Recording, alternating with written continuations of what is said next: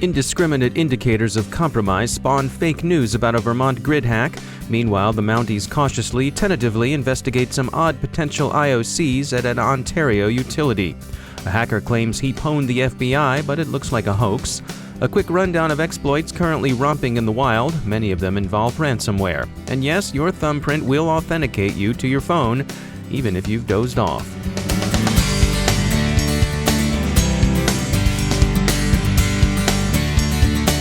Time for a message from our sponsor, NetSparker. When you want automated security, you want it to be, well, automatic. NetSparker delivers truly automated web application security scanners. It can be surprisingly labor-intensive to scan websites, and other solutions need a lot of human intervention. To take one example, with other scanners, you have to configure URL rewrite rules to properly scan a website. Not with NetSparker. They say it's the only scanner that can identify the setup and configure its own URL rewrite rules. Visit netsparker.com to see how NetSparker's no false positive scanner frees your security team to do what only humans can do. Don't just take their word for it. If you'd like a free trial, go to netsparker.com/cyberwire for a 30-day fully functional version of NetSparker Desktop. That's netsparker.com/cyberwire. Scan your websites with no strings attached. And we thank NetSparker for sponsoring our show.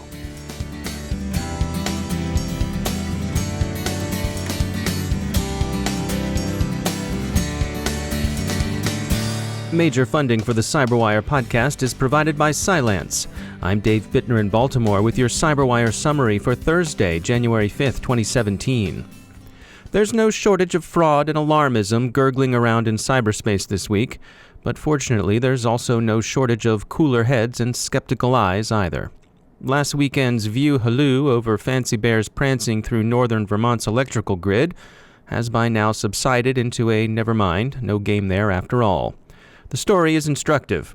Burlington Electric, which seems to have been acting soberly and responsibly throughout, had updated its scanners to look for indicators of compromise provided by the Department of Homeland Security in its alerts pertaining to Russian election influence operations. On Friday, one of the utility's employees checked email on yahoo.com, and the IP address, benign according to ThreatPost, popped up as an IOC. Utility General Manager Neil Lunderville told ThreatPost, "Based on that alert, we isolated the computer and reached out to the feds to let them know what we saw." So far, so good, and by the way, bravo, Burlington Electric. "We sent the report to the feds, and their indication was that they would get back to us. We went home, and the report broke, and it was wrong." Boy, was it ever. Someone was talking to the Washington Post, and it wasn't Burlington Electric. The Post, of course, checked and corrected its story over the weekend, but not before Vermont's governor and congressional delegation were in full cry, baying for GRU blood. We wondered if fear of Russian grid hacking would move north of the border, and it appears it has. Canadian authorities are investigating a possible cyber threat against Ontario's Hydro One electrical utility. There may be nothing more to it than there was to the Burlington Electric incident, but the Royal Canadian Mounted Police are on the case.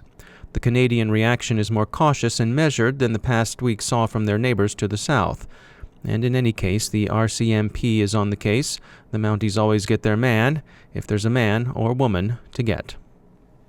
Another claimed hack may be a hoax.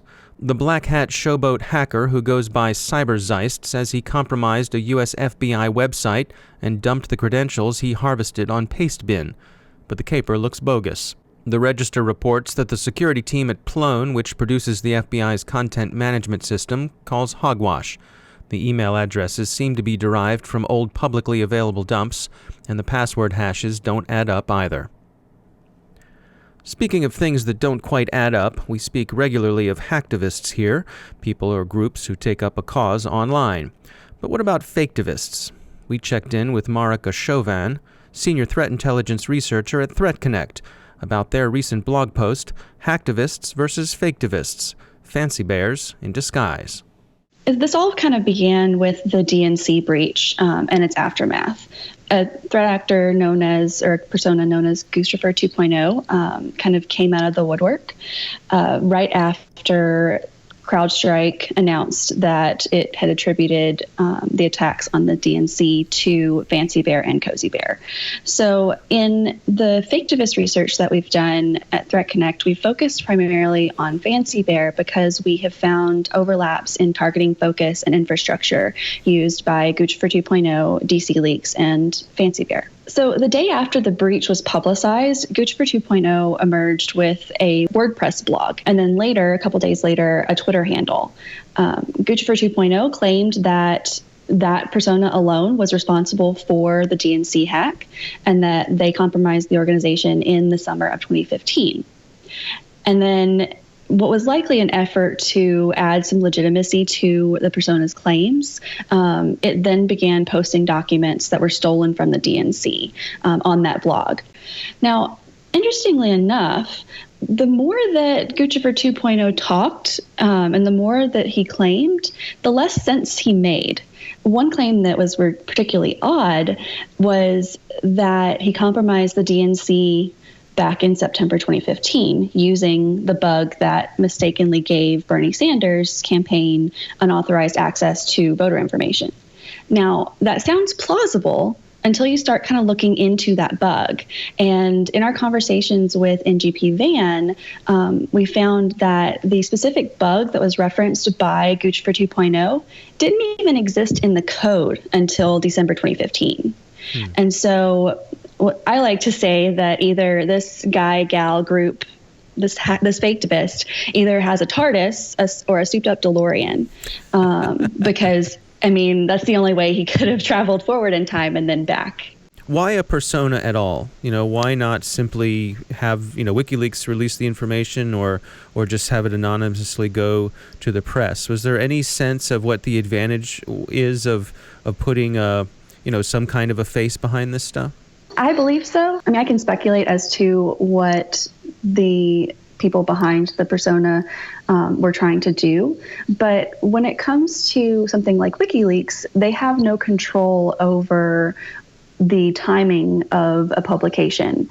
Whereas if they create their own persona to share that information out, not only do they have the plausible deniability that they would have gotten with something like WikiLeaks, but they also have control over the message that's getting out there and the timing of that information.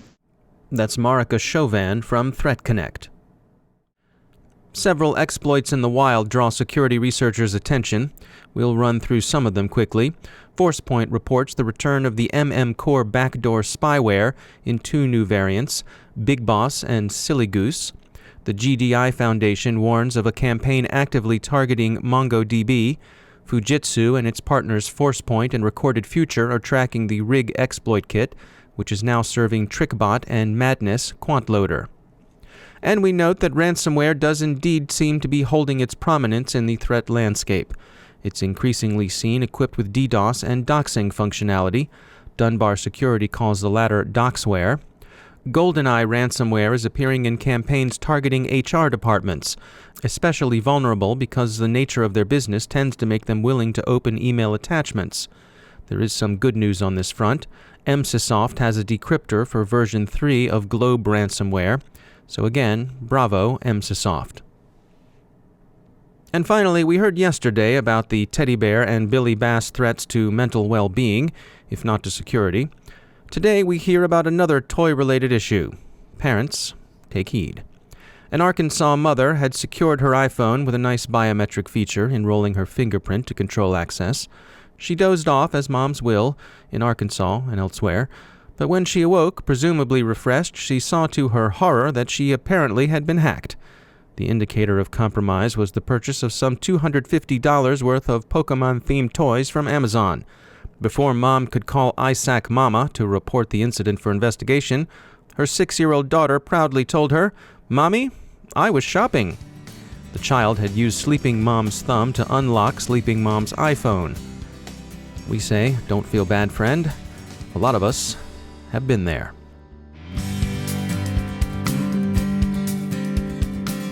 Time to take a moment to thank our sponsor, Cylance. Are you looking for something beyond legacy security approaches? Of course you are. So you're probably interested in something that protects you at machine speed and that recognizes malware for what it is, no matter how the bad guys have tweaked the binaries or cloaked their malice in the appearance of innocence.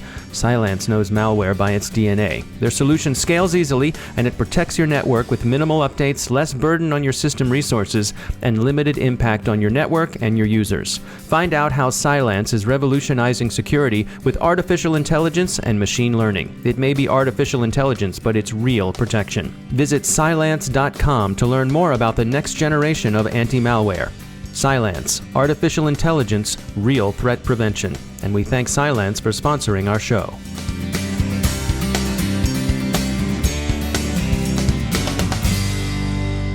And I'm pleased to be joined once again by Rick Howard. He's the CSO at Palo Alto Networks. He also heads up Unit 42, which is their threat intel team. Rick, you had a recent blog post. It was called The Next Board Problem, Automatic Enterprise Security Orchestration. This is a new term to me. Describe what you're talking about when you're talking about security orchestration. Yeah, this is something that's been popped up in the last year or so. Lots of network defenders are struggling with this idea. And it's kind of this evolving evolution of how we manage our network defense. When I first started doing this in the 90s, all we had was defense in depth. And, we would put random controls in our networks and hope that the bad guy would be stopped. And back in those days, we all had three controls. We had a firewall, we had an antivirus solution, and we had an intrusion prevention system. And when we only had three, it was easy enough to manage. But defense in depth really hasn't worked that well, and we've been struggling with it till about 2010, when Lockheed Martin and crew wrote a white paper describing the kill chain. And what they realized is that we needed to put prevention controls at every phase of the kill chain.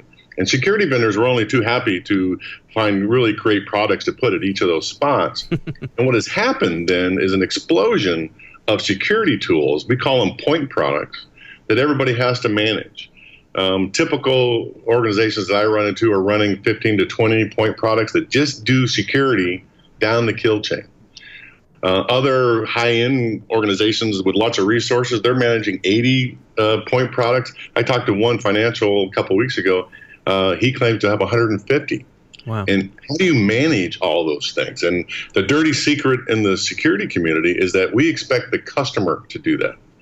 And it is my experience that you pay for a point product 3 times. You buy the box, you got to buy a person who can make the box go, maintain it, keep the blinky lights going, and you got to buy a person who understands the data coming off the box. And you probably need a 4th person who can stitch them all together. If you have 15 point products, someone has to be able to paint a coherent picture. Well, most organizations cannot do that, and it's expensive and time consuming, and it just doesn't get done. And what many organizations do is just deploy those machines and in the default configurations and hope that they do some good.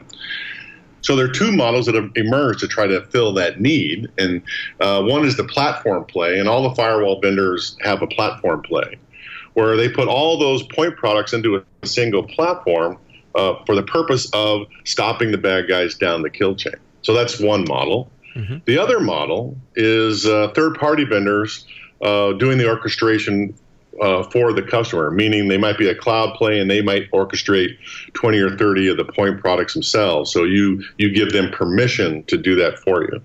So those are sort of the 2 competing models that are doing this orchestration bit. So is the notion to take some of the complexity away from the organization, sort of I'll job that out to someone else? Yeah, because most organizations barely have enough to do their security operations center. They definitely don't have enough people to do intelligence and maintenance of all the gear that they have. So the question customers are asking us is, why aren't the security vendors talking to each other and getting this stuff done, or helping us to move closer to that goal of getting all done without them having to do all of it? And so these are the models that are pushing forward. All right, interesting stuff. Rick Howard, thanks for joining us. And that's the CyberWire.